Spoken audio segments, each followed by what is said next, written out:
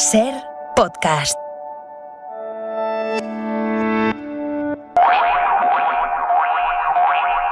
María Gámez, directora general de la Guardia Civil. Buenas noches. Buenas noches. ¿Cómo está? Muy bien. Va camino de cumplir 3 años al frente de. Ay, creí que era de vida, ojalá. No. Pero creo que cuentan más. 3 años en la dirección de la Guardia Civil cuentan como bastante más. ¿Cuánta vida ha perdido al frente de la institución estos 3 años? Bastante horas de sueño, Sí, no sé de vida, pero no. La verdad es que puedo decir que también muchas horas de disfrute y de conocimiento, ¿no? Sí, es un privilegio, una atalaya muy interesante para analizar el país, lo que ocurre y a lo que aspiramos. Sí. ¿Qué ha sabido del país que no conociera después de estos 3 años como directora de la Guardia Civil? Bueno, he conocido su enorme riqueza, su enorme tranquilidad.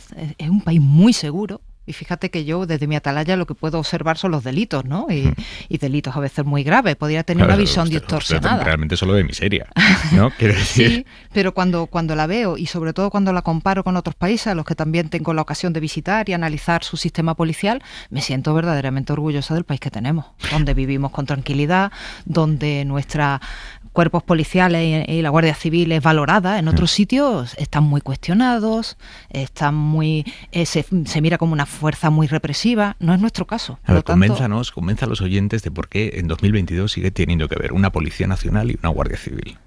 Bueno, no es el único país, sin lugar a dudas. Muchos países de nuestro entorno europeo y fuera del europeo tienen más de una policía. Y depende muchas veces de su tradición. En la nuestra existe esta tradición que ya arranca hace muchos años, arranca hace siglos, y que además yo creo que tiene una enorme fortaleza, porque la naturaleza civil y la militar hace que seamos cuerpos distintos con potencialidades distintas. Y muy en concreto la Guardia Civil, que tiene naturaleza militar, aporta, yo creo, un plus justamente por eso, por su naturaleza militar. ¿En qué sentido? ¿Qué le aporta a la Guardia Civil la naturaleza militar? Que no se podría hacer en un cuerpo policial si no fuera por esa naturaleza militar que tiene la Guardia Civil. Sus valores, la educación que reciben, el principio de jerarquía, el principio de servicio público, que va mucho más allá de un mero funcionario. Podríamos decir que es más un servidor, y de hecho lo es, que un funcionario. Eso representa ventajas respecto al servicio público. Mire, por ejemplo, en la pandemia, está regulado así en nuestra norma, tienen la obligación de presentarse en el cuartel más cercano, cosa que no le exigimos a los nuestros porque sería hasta un caos, ¿no?, que se presenten físicamente, pero sí está así regulado, que se presenten en el cuartel más cercano para ponerse a disposición, estén de vacaciones, estén en la situación que estén. Quiere decir que es un cuerpo preparado para situaciones duras, difíciles, y de hecho cuando ocurren principalmente y hay que tirar de todos los recursos, se tira de la Guardia Civil. Le quiero preguntar por el problema, es un problema de igualdad que tienen en el cuerpo ahora mismo, no solo en la Guardia Civil, sino en todos los cuerpos y fuerzas de seguridad del Estado. Faltan mujeres. Ahora mismo en torno al 16% de los agentes de la Policía Nacional son mujeres, y de la Guardia Civil esa cifra no llega al 9%. ¿Qué pasa ahí? Sí, es un desafío, yo diría, más que un problema, porque el desafío es que tenemos que crecer más rápido para llegar a unas cifras que se asemejen más a nuestra sociedad. Pero es que estamos en 2022, ¿cómo puede haber un 9% y ni llega de mujeres en la Guardia Civil? Es una gran pregunta. Mire, la mujer se incorpora en 1988, es decir, hace mucho. Ha llovido, directora. Sí, pero hay cuerpos que se han incorporado pues casi 10 años antes y por lo tanto han corrido más. No voy a justificarlo. Yo creo sinceramente que habría que haber tomado medidas incluso antes de las que yo pretendo poner en marcha y este gobierno pretende poner en marcha ahora, porque sencillamente hay algo muy claro y muy evidente. Eso no representa a la sociedad, eso quiere decir que hay un problema de acceso a la Guardia Civil, aunque formalmente no lo exista, pero sí de manera efectiva, porque o no está siendo lo suficientemente fácil o no suficientemente atractivo, o piensan que en la Guardia Civil es más difícil su vida como mujeres que si fueran hombres. ¿Y lo es? Desde luego tienen más obstáculos para la carrera, eso es evidente, porque todos los que son minorías en cualquier institución, cualquier cuerpo, lo tienen más difícil, sencillamente porque no son tan visibles ni sus problemas ni sus dificultades. El plan de igualdad que se puso en marcha en la Guardia Civil en el 2019, lo que hizo fue relatar qué estaba pasando, para empezar por ahí. Oye, ¿las mujeres consiguen ascender al mismo nivel que los hombres, sí o no? ¿Las mujeres consiguen las mismas condecoraciones que los hombres o resulta que no? ¿Y las respuestas cuáles fueron a esas preguntas? Las respuestas que estamos atrás. Las mujeres están atrás en el acceso y en la promoción. Y tenemos que empezar a salvar y a descubrir cuál es la verdadera razón, porque razones legales afortunadamente no las hay, pero existe algo que no vemos, por eso se habla de los techos de cristal. El techo es de cristal, pero supuestamente es transparente, pero no puedes cruzarlo. Tenemos que cambiar eso, y para cambiar eso hay que profundizar en las razones, y donde tenemos claro que ya, aunque profundicemos o no en las razones, hace falta acelerar la incorporación de la mujer, hay que tomar medidas valientes, claramente feministas, de un gobierno que lo tiene muy claro, y acelerar la incorporación de la mujer. ¿De qué me está hablando?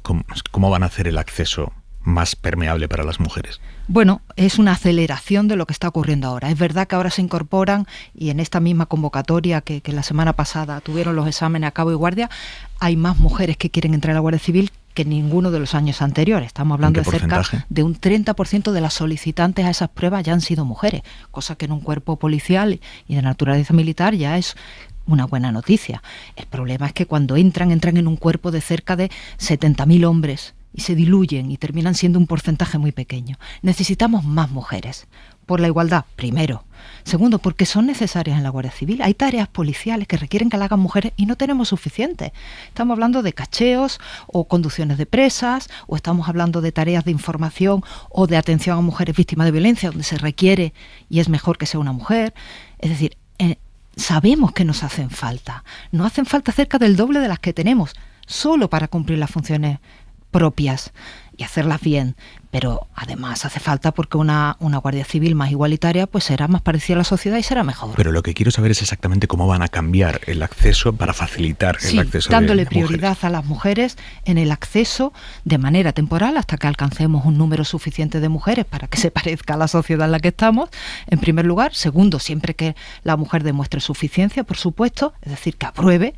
Y tercero, estas son condiciones además que otros cuerpos han adoptado y que se ajustan a la legalidad, que esa diferencia entre la nota de una mujer y un hombre es para que la mujer pueda sobreponerse al hombre o tenga preferencia, no sea superior a un 15%.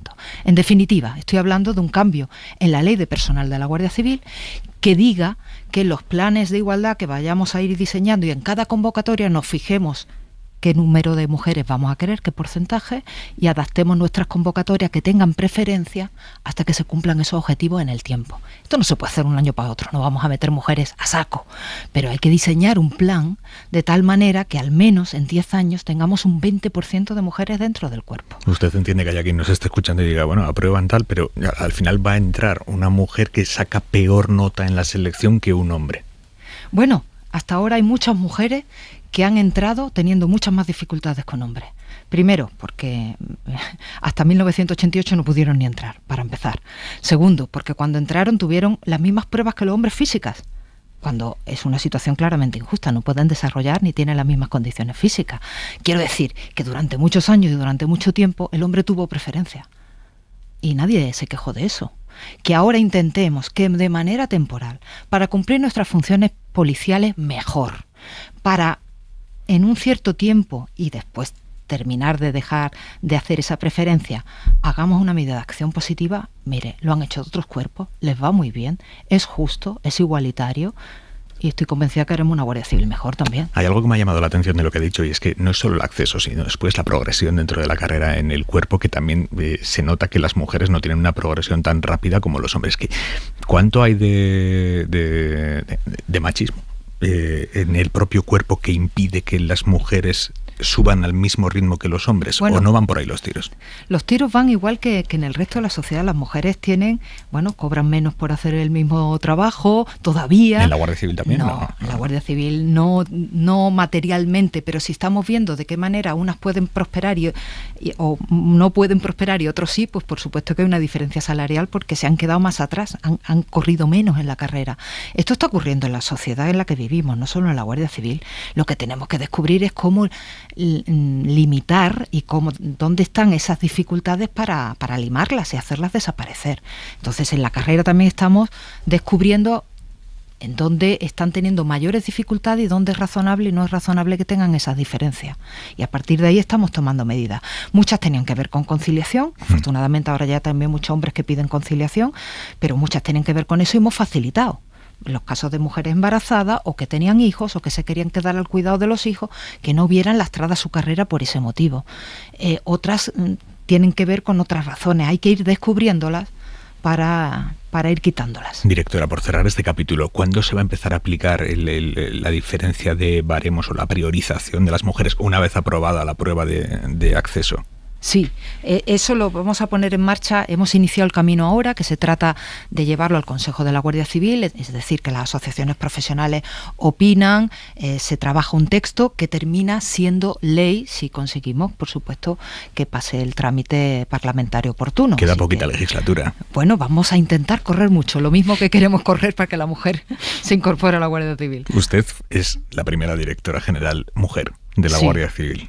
Sí, en 177, casi 178 años, pues yo creo que también es un símbolo. ¿Ha condicionado su mandato? ¿Está condicionándolo el hecho de ser mujer? ¿Se ha encontrado reservas dentro del cuerpo? No, todo lo más he observado extrañeza, ¿no? Y es normal, es la primera vez.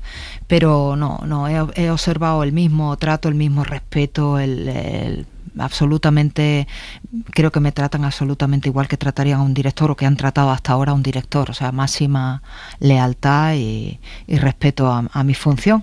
Directora, quiero preguntarle por Melilla, por las decenas de personas que murieron cuando intentaron saltar la valla de Melilla en junio, uno de los episodios más dramáticos que se han dado en nuestras fronteras en años. Hablamos de decenas de personas porque todavía no está claro cuántas personas murieron. No sé si usted, como directora de la Guardia Civil, maneja una cifra de cuántas personas murieron en ese salto. Lo primero que quiero manifestar es mi absoluta tristeza y pésame por la pérdida de esas vidas, que es absolutamente trágico. Más de gente que lo que espera es vivir mejor, aunque a veces, como en este caso, no utilicen medios pacíficos para lograr su objetivo, pero desde luego es absolutamente triste. No sabemos las cifras, no ha ocurrido en nuestro país, así que nosotros no podemos tener esa información de manera oficial, pero en todo caso, pues sí sabemos que fue un trasvase a la valla muy violento, muy duro, muy difícil, en el que se perdieron vidas y donde también, por desgracia, aunque no sea comparable en términos de daño, pero sí 55 guardias civiles también sufrieron daño físico, alguno tuvo que ser intervenido de manera urgente y desde luego pues eso muestra un fracaso, como digo, como sociedad global en general, ¿no? Y por parte del cuerpo se hace algo de autocrítica de la gestión de aquel día. El otro día escuchamos al ministro Marlaska que no hacía ninguna. No sé si usted... Yo creo que hemos actuado como teníamos que actuar. No es nada todo se fácil. Hizo bien. Bueno, le aseguro que si a lo mejor tuvimos que mirar segundo a segundo, puedes encontrar algo que se podía haber hecho mejor, ¿no? Lo que le digo que la actuación ha sido la que procedía, la que procede en derecho, la que conforme a nuestros procedimientos es la correcta, teniendo en cuenta, y quiero que lo tengan en su cabeza, porque verdaderamente lo trágico es la pérdida de vidas humanas y de personas desesperadas que quieren huir de su país. Eso no le quepa duda, que lo tengo en mi cabeza. Pero tenga usted en cuenta que menos de 2 centenares de personas, que son la fuerza, supuestamente, se enfrentan a 1.700 personas que de un momento para otro se avalanchan para saltar, para trasvasar una valla. Hágase cargo de esa foto también, porque ya le digo, no menosprecio, por supuesto, la desesperación de estas personas por salir de su entorno y buscar una vida mejor, pero hágase cargo que es una situación verdaderamente difícil, donde además nuestros procedimientos, como se debe, son de utilizar la mínima fuerza posible y la proporcionalidad, pero no es fácil. Estas personas hacen un trasvase violento, muy violento. Y podemos comprender sus razones, ¿no? Pero yo no puedo comprender ni puedo justificar un asalto violento, máxime cuando sabemos que muchas personas pues sencillamente eligen otra vía, muy desgraciada también, donde ponen en riesgo su vida, que es tirarse al mar, ¿no? Y tratar de llegar a través de una patera. Hombre, estas circunstancias distintas. Y la Guardia Civil hace lo mismo en las 2 ocasiones, intentar salvar vidas, ¿eh? O sea, tanto si es por el mar como si intenta saltar la valla, lo que intenta es, desde luego, cumplir su misión, que están para proteger una frontera, pero desde luego no hacer daño.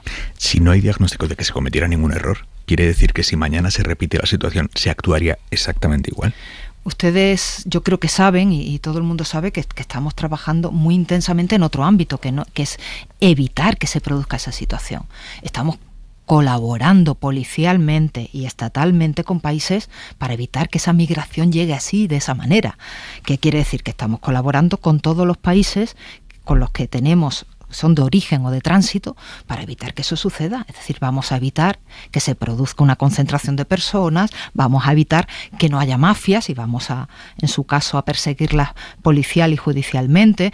Es decir, el trabajo de hacer respetar una frontera se hace desde mucho antes, pero hay que reconocer que a veces la desesperación de las personas, una serie de factores que hayan ocurrido por el camino o en el país de tránsito de origen, te enfrente a que España tenga que lidiar con una situación tan difícil como esa. Directora, cuando usted vio las imágenes de decenas de personas hacinadas en el suelo, unas encima de otras, unas malheridas y otros moribundos, sin atención sanitaria, ¿usted no pensó, esto es inhumano? Por supuesto que produce un tremendo dolor. Es decir, ¿a quién no le va a causar dolor eso, esa imagen? ¿Quién va a querer que eso se produzca? Y más sabiendo que en origen hay una desesperación de las personas, ¿no? Y que además muy probablemente son víctimas del tráfico de personas, ¿no? Porque hay una organización detrás, eso no es espontáneo, porque claro que es doloroso, pero también sabemos que gestionar un país también es gestionar que las cosas funcionen bien y que la migración que tengamos sea ordenada, sea prevista, sea en condiciones para que esas mismas personas puedan, si tienen que venir, lo hagan por el cauce ordenado, para su bien, para el bien del nuestro.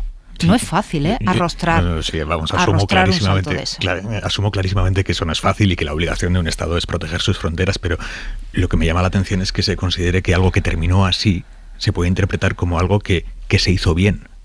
No, yo lo que le he dicho que desde luego es un fracaso de la sociedad en su conjunto que se produzcan esas situaciones. Yo no le puedo decir que saque un balance positivo, lo que digo que nuestra actuación policial sí fue correcta.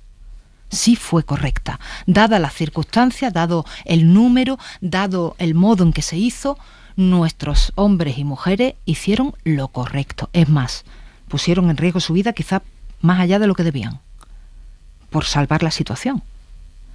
Hace unas semanas estuvo aquí Ángel Gabilondo, el defensor del pueblo, y nos dijo que él había pedido las grabaciones de los cuerpos y fuerzas de seguridad de lo que pasó allí aquel día y que nadie se las había dado. Bueno, he de decir que he estado con él esta mañana porque ha tenido un desayuno informativo hace un par de días y ya ha manifestado que las tiene en su poder. Es más... ¿Hoy ya las tiene? Sí. Vale. Eso ha manifestado, no se la hemos mandado nosotros directamente, sino a través del Ministerio, ya las tiene. Vale. Y es más... el señor Ángel Gabilondo, como corresponde, hizo una visita a nuestras dependencias allí en Melilla y tuvo la visión de esas grabaciones. Se las facilitamos como corresponde, es decir, no hay nada que ocultar, todo lo contrario. Es decir, cuando sabemos que la actuación ha sido la correcta, la proporcionada, la que los manuales policiales aconsejan en una situación así, pues no hay nada que temer. Directora, ahora mismo, ¿cuáles son los problemas o las amenazas más preocupantes para España en las que trabaja la Guardia Civil? Las amenazas más relevantes, me dice. Sí. Bueno, hay algunas que son muy puntuales, pero pueden tener un efecto muy, muy importante, como pues el terrorismo, que es el terrorismo y especialmente corte yihadista es una amenaza para el mundo y desde luego para Europa lo es. Pero es verdad que afortunadamente, bueno, es una situación que nuestro país está controlando bastante bien, aunque nunca estemos exentos de que algo pueda ocurrir porque a veces es hasta inevitable. Esa sería una. Después tenemos otros muchos desafíos que corresponden a estos tiempos, a los que también la tarea policial se tiene que adaptar. El ciberdelito, la ciberdelincuencia, que bueno, mientras antes estábamos aleccionados de cómo preservar nuestros bienes cerrando bien la puerta o desde luego sabiendo que no deberías dejar el buzón lleno cuando te vayas de vacaciones, pues ahora mucha gente no sabe lo peligroso que es dar un golpe de clic, ¿no? Y eso está demostrando ser un problema que ya tiene un peso relevante, más de un 10% en la delincuencia global. Y un cuerpo como la Guardia Civil tiene capacidad económica ya para captar el talento o para fichar, digamos, a los mejores expertos en ciberseguridad sin que venga Telefónica con el talón y se los lleve.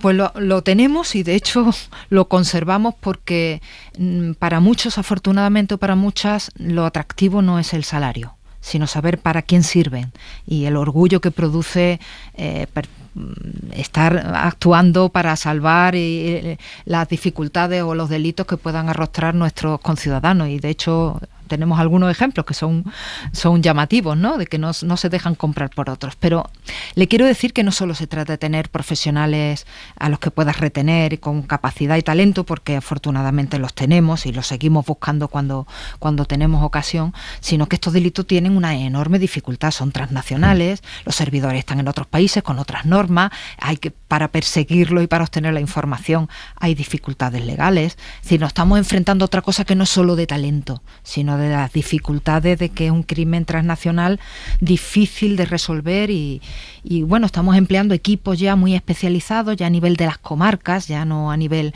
de Madrid con la UCO, que también, ya no a nivel de la región, sino bajando más al territorio para tener más personas especializadas. Algo muy parecido a lo que estamos haciendo también para otro de los desafíos, que es la violencia de género.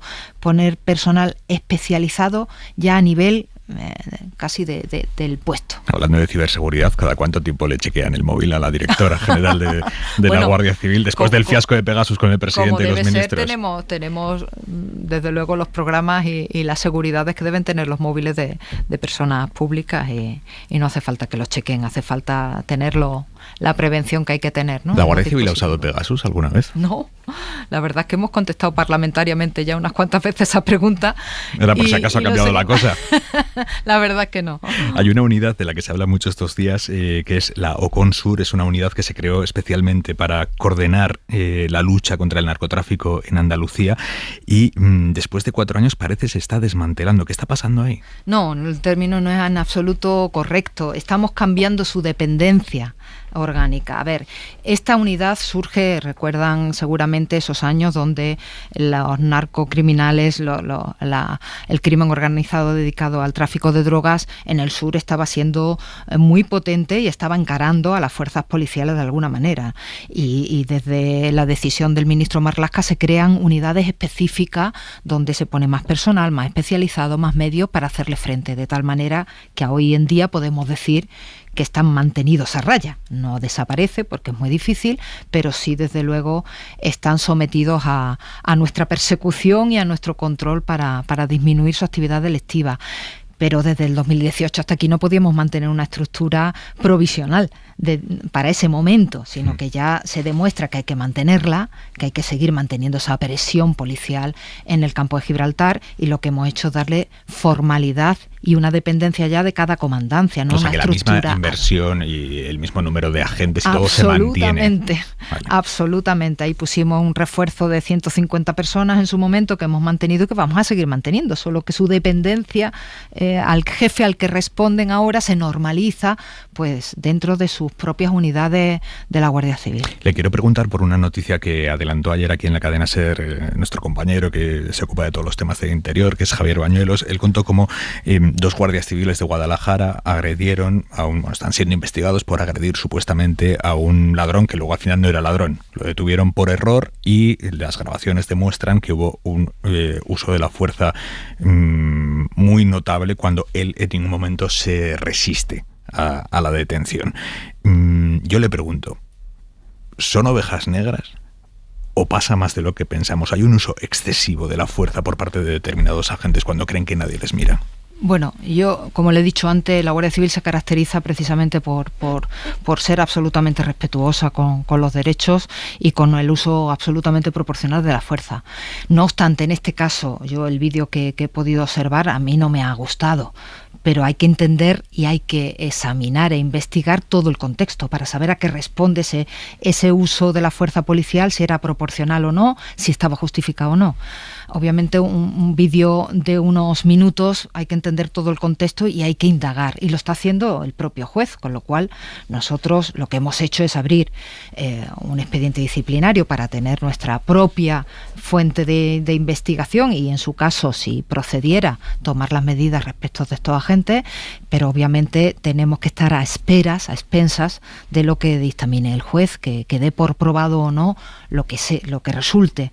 Creo que hay que esperar a tener toda la información. A veces, y no digo que sea este justamente el caso, porque no lo sé, la investigación está abierta y tendremos que esperar, pero a veces, tengámoslo en cuenta, ya nos ha pasado en varias ocasiones, un vídeo determinado de unos minutos no explica todo y puede que nos dé una imagen que no sea la real.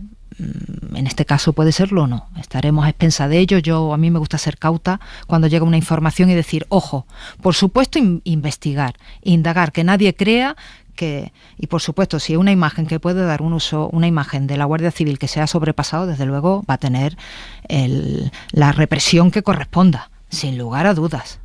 No le quepa a nadie duda de que vamos a ser contundentes si ha habido una mala actuación policial. Directora, usted el año pasado recibió como recibieron Pablo Iglesias y el ministro Marlaska, una amenaza de muerte, una carta con balas.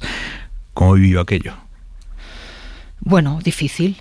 Yo creo que no es plato de gusto, aunque uno sepa realmente que a las cosas hay que ponerlo en el contexto y hay que saber que como objetos que somos de las pasiones y de los odios de algunas personas por motivos políticos, hay que ponerlo en el contexto de que uno tiene que procurar no dimensionarlo mal, pero efectivamente no es ningún plato de gusto y no le diré que ha sido agradable en absoluto. Pero bueno, también los que tenemos ciertas responsabilidades nos hacemos una cierta pasta. Y yo creo que esa pasta es necesaria hacérsela, si no la tiene uno. Yo creo que tenía alguna pasta y la he reforzado para estar al frente de un cuerpo como este. Hay que ser así. Achicharra mucho estar al frente de un cuerpo como Endurece, aunque no tienes que procurar, y yo creo que no le ha perdido la sensibilidad. O sea, te hace una mezcla extraña. Te tienes que endurecer para soportar momentos difíciles, que en un ministerio como el de Interior no son pocos, pero también tienes que ser capaz de seguir emocionándote con cualquier cosa que pueda causar dolor, daño, en fin, eso no hay que perderlo en la vida. María Gámez, directora general de la Guardia Civil, muchísimas gracias por venir a Hora 25. Ha sido un placer, gracias a vosotros. Suscríbete a Hora 25. Todos los episodios y contenidos adicionales en la app de Cadena SER y en nuestros canales de Apple Podcast, Spotify, iVoox, Google Podcast y YouTube. Escúchanos en directo en la SER de lunes a viernes a las 8 de la tarde.